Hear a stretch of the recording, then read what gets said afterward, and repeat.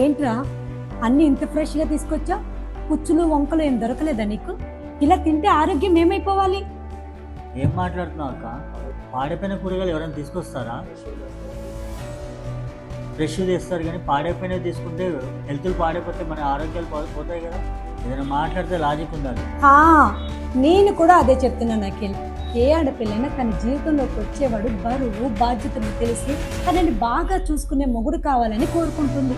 అలాంటిది నువ్వు గాలికి తిరుగుతున్నావే, ఈ వంకాయల పుచ్చోళ్ళగా పిచ్చి పిచ్చిగా తిరుగుతున్నావే. ఏ ఆడపిల్లైనా తన జీవితంలో ఏం కోరుకుంటుందిరా? తనని అర్థం చేసుకుని తనను ప్రేమించి అద్భుతంగా చూసేవాడు కదా కావాలని కోరుకుంటుంది.